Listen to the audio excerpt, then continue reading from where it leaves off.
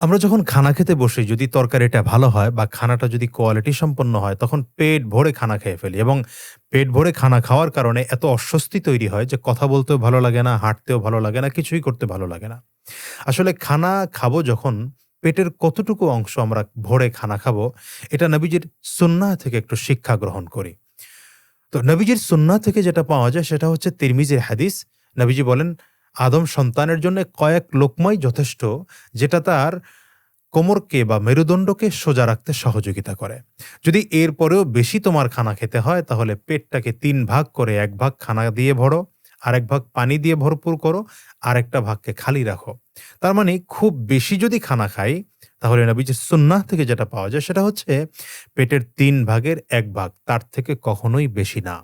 দেখুন নবীজির এই সুন্নাহটা বর্তমান সময়ের সম্পূর্ণ এবং 100% চিকিৎসা বিজ্ঞানসম্মত। কারণ এখনকার সময় চিকিৎসা বিজ্ঞান বলছে মানুষ যদি খুব বেশি খানা খায়, অতিরিক্ত খানা খায়, তাহলে মানুষের শরীরে ধীরে, ধীরে রোগ জন্মাতে থাকে, হজম শক্তিতে সমস্যা হয় এবং আস্তে, আস্তে করে ফ্যাটি লিভার তৈরি হয় এবং মানুষের শরীর নিস্তেজ হতে থাকে।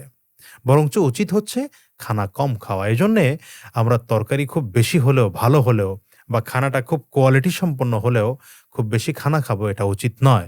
বরঞ্চ সবথেকে উত্তম হলো শরীর ঠিক রাখার জন্য। মনে রাখবেন খানাটা কিন্তু আমাদের শরীর ঠিক রাখার জন্যে এবং শরীর কেন ঠিক রাখবো? শরীর ঠিক রাখবো এজন্যে যে স্বাস্থ্য যত ভালো থাকবে আল্লাহ পাকের ইবাদত করতে তত ভালো লাগবে। এজন্যে স্বাস্থ্যের সুস্থতা এটা কিন্তু আল্লাহ পাকের নেয়ামত।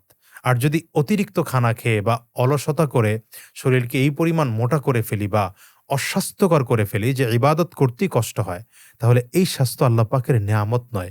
এ স্বাস্থ্য কিন্তু এক পর্যায়ের গজব হয়ে দাঁড়ায়। এজন্যে আমরা খানা পরিমাণটা কমিয়ে খাবো এবং অন্তত পেটটাকে ৩ টা ভাগ করে ১ ভাগ খানা, ১ ভাগ পানি এবং ১ ভাগ খালি রেখে আমরা খানা খাবো। তাতে শরীরও সুস্থ থাকবে এবং ইবাদত করতেও স্বাদ আমরা পাবো ইনশাআল্লাহ।